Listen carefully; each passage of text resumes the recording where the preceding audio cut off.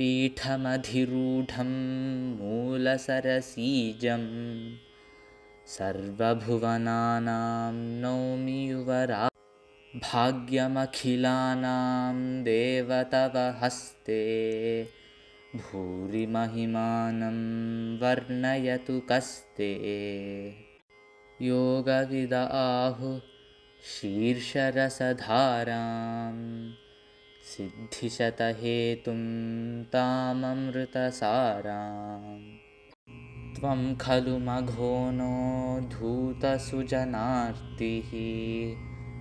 अत्र भुवि काचित् कार्यकरमूर्तिः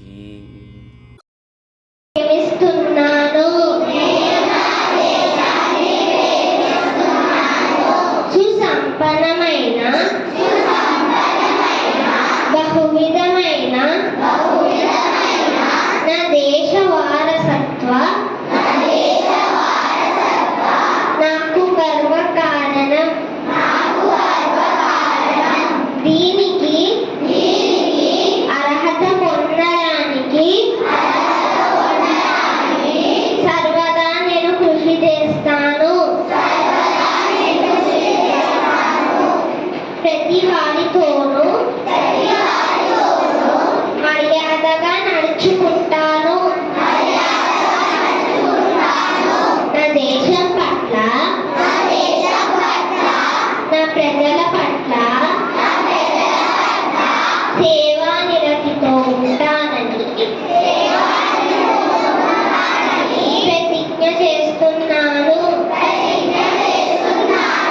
వారి శ్రేయోభివృద్ధులే నా ఆనందానికి మూలం. నా పేరు టీవీ అజిత శ్రీరమ్మై. నేను 2వ తరగతి చదువుతున్నాను. మంచి మాట అమ్మ భాషకు అక్షరమవుదాం. అమ్మ భాషకు అమృతం కన్నా అమ్మ భాష కన్నా అమ్మ భాష నిన్న అదే మన తెలుగు భాష. అందరికీ మాతృభాష దినోత్సవ శుభాకాంక్షలు. ధన్యవాదాలు. పేరు రుత్విక. నేను 2వ తరగతి బి విభాగంలో చదువుతున్నాను. ఈరోజు నేను ఒక మంచి మాట చెప్పబోతున్నాను. భాష ఉనికిని కోల్పోకముందే, మాతృభాష గొంతు నుడమేయక ముందే భాషని రక్షిద్దాం. అమ్మ భాషని బ్రతికిద్దాం. భాషా గౌరవాన్ని వైభవంగా పల్లకిలో ఊరేగిద్దాం. ధన్యవాదములు. నా పేరు సర్వ. నేను 2వ తరగతి చదువుతున్నాను. అన్నదానము ఆకలి తీర్చే అక్షర జ్ఞానం అజ్ఞానాన్ని తొలగిస్తుంది. ధన్యవాదములు. నా పేరు కశ్మిక. నేను 2వ తరగతి చదువుతున్నాను. ఈరోజు నేను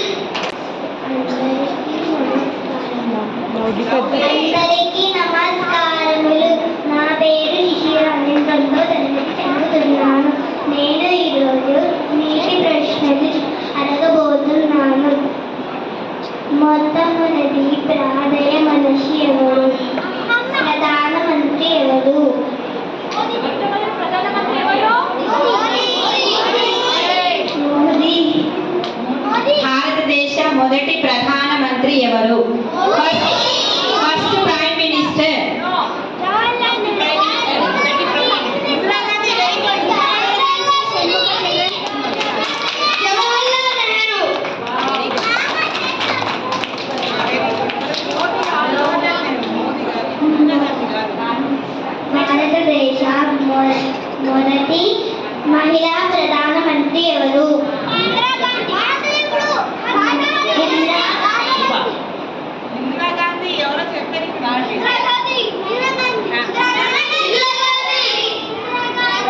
ధన్యవాదాలు. అందరికీ నమస్కారములు. నా పేరు ఎల్ కార్తికేయ. నేను 2వ తరగతి చదువుతున్నాను. నేను మంచి మాట చెప్పబోతున్నాను. మంచి విద్య మంచి భావితరానికి పునాది. ధన్యవాదములు. నేటి విశిష్టతను ఉపన్యాసం ద్వారా తెలుసుకున్నాం కదా. ఉపన్యాసంలో చెప్పిన విధంగా కొంతమంది కవులు మన మధ్యకి వస్తున్నారు. వాళ్ళని కరతాళ ఆహ్వానిద్దాం. ముందుగా వస్తున్నారు నన్నయ్య గారు. నా పేరు సోమరాజ్. నేను ఈరోజు తిక్కన వాగు నుంచి చెప్తున్నాను. తిక్కన వాగు ఎంత గొప్ప తెలుగు కవి. ఆయనను కవి బ్రహ్మని పిలుస్తారు. ఆయన నెల్లూరు ప్రాంతానికి చెందిన వారు. ఆయన 13వ శతాబ్దం వారు. ధన్యవాదాలు. నా పేరు నన్నయ్య. నేను 2వ తరగతిలో చదువుతున్నాను. ఇవాళ నా గురించి చెప్పబోతున్నాను. నేను నన్నయ్యను. నన్ను తెలుగు భాష యొక్క తొలి కవిగా పరిగణిస్తారు. నన్ను ఆది కవి అని కూడా అంటారు. నన్ను 11వ శతాబ్దపు కవిని. నా ప్రథమ రచన ఆంధ్ర మహాభారతం. జన్మస్థిరం తణుకు. నా నివాసం రాజమహేంద్రవరం. అందరికీ ధన్యవాదములు. 14వ శతాబ్దానికి చెందిన వారు. ఈయనని ఎర్రాప్రగడ, ఎర్రన్న, ఎర్రయ్య అనే పేర్లతో కూడా పిలుస్తారు. ఇతని తండ్రి పేరు పుట్టమాంబ, తండ్రి పేరు సూరన్న, గురుగారి పేరు శంకర స్వామి. ఆస్థాన వేమారెడ్డి ఆస్థాన కవి.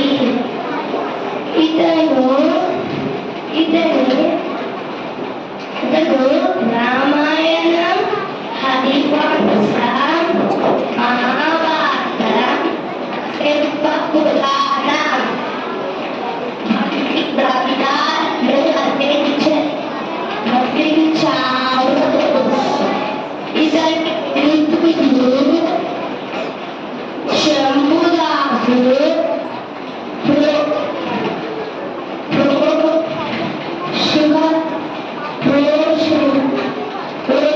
శివస్వామి. ధన్యవాదాలు.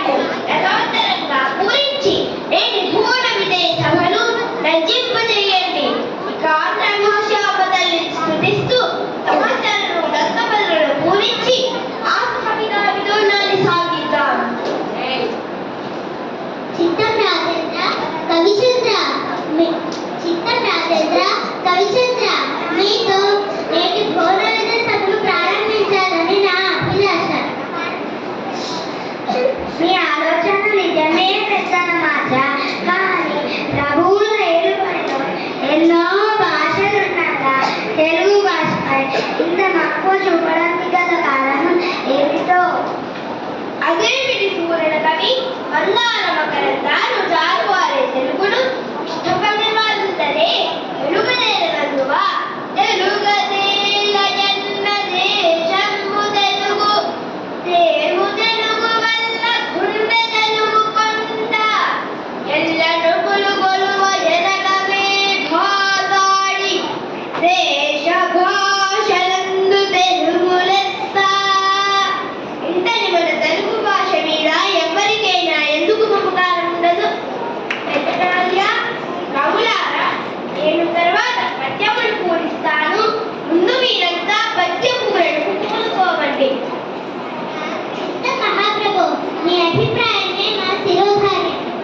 పెద్దనామాత్య పద్యపూరణకి సమస్య ఇదిగో. అగ్రజానుజులై రణుజాగ్రజులుగా అగ్రజానుజులై రణుజాగ్రజులుగా. ఆహాహా, ఏమి సమస్య? అన్నదమ్ములు తమ్ముడన్నలయ్యారు. ప్రభు, ఈ సమస్యకు నా పూరణ ఇదిగో. పుష్యమి భరతాక్షుడు పుట్టినాడు, మునసి లక్ష్మణుడు ఆశ్లేష పుట్టినాడు. భరత లక్ష్మణ క్రమమిది ఎడిసి చూడ, అగ్రజానుజులై రణుజాగ్రజులుగా అగ్రజానుజులై రణుజాగ్రజులుగా. కానీ లఘు వ్యవహారంలో రామ లక్ష్మణ భరత శత్రుఘ్నులని ఉంటుంది. కరినెత్తుకపోయి ఎలుగ కరుగునది నీయన్ కరినెత్తుకపోయి ఎలుగ కరుగునది నీయన్ కరినెత్తుకపోయి ఎలుగ కరుగునది నీయన్. పల్లెటూరులకు సుపరిచితమైన చక్కని సమస్య ఇచ్చారు మహారాజా.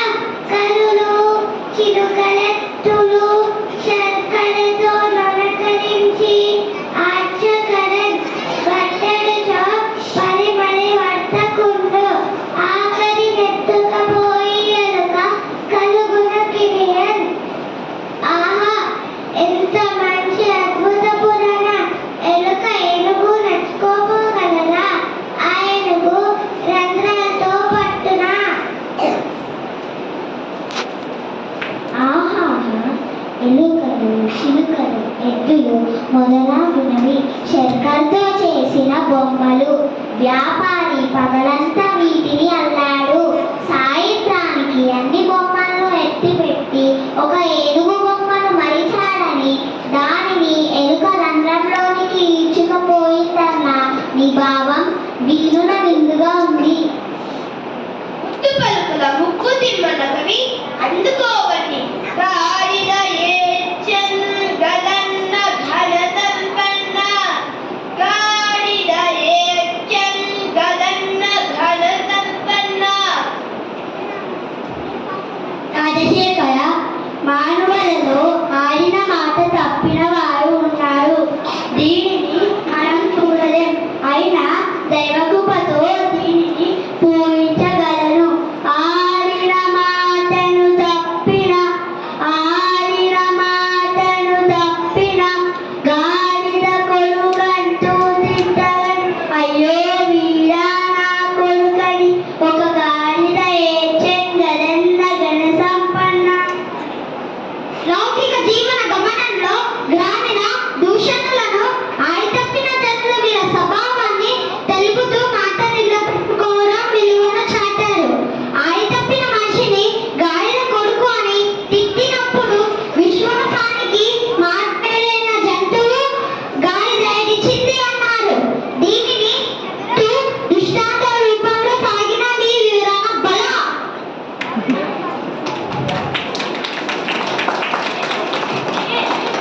జానపదులు దుఃఖ జానపదులే సత్యం చెప్పారు. తెనాలి రామకృష్ణ, తదుపరి మీరే వద్దు. బతుకుమానాన్ని మీ మెదడు లేక మరియు తోక ఈ రెండు దత్త పదాలతో ఒక గీత పద్యం చెప్పండి. Turn this up. Turn.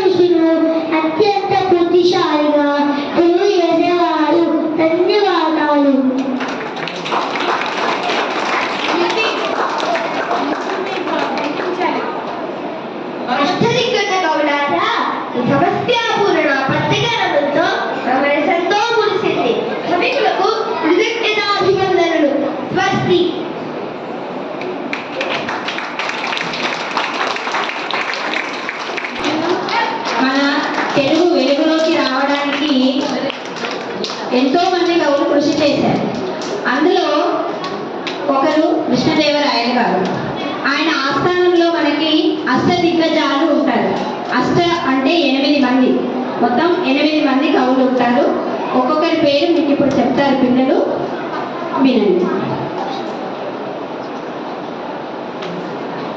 Allasani Peddana, Pingali Suramma, పట్టుమూర్తి, Mallanna, ముక్కు తిమ్మన, పినవీర భద్ర, ముజటి,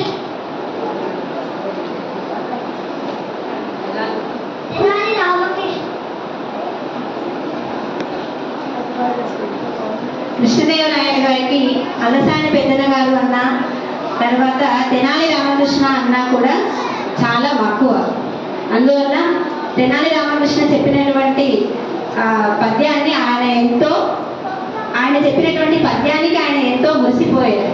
ధన్యవాదాలు.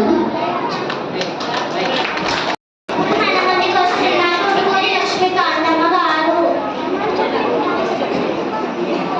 అందరికీ నమస్కారం. నా పేరు కార్తీక. నేను 2వ తరగతి చదువుతున్నాను. నేను ఉడుమూరి లక్ష్మీకాంతమ్మ గురించి చెప్పబోతున్నాను. ఉడుమూరి లక్ష్మీకాంతమ్మ గారు ప్రముఖ తెలుగు రచయిత్రి, కవయిత్రి,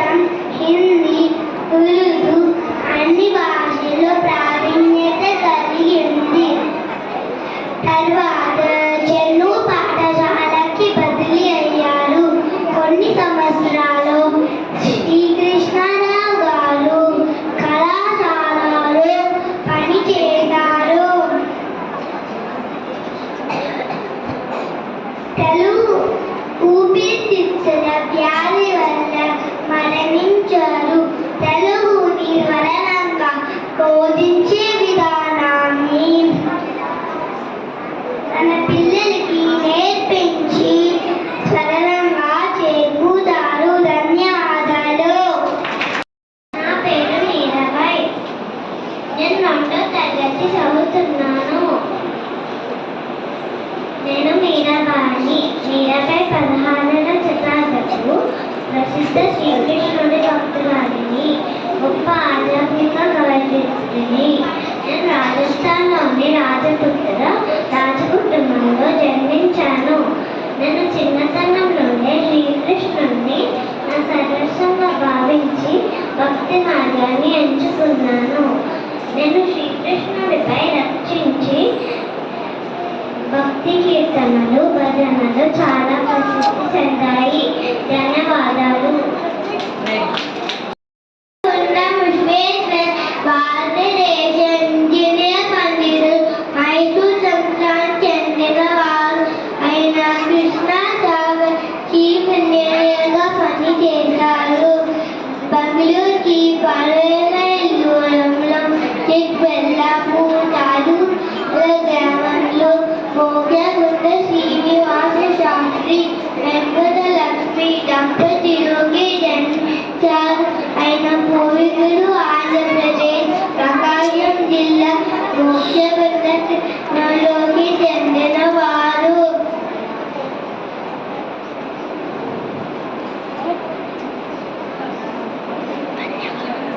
ధన్యవాదాలు.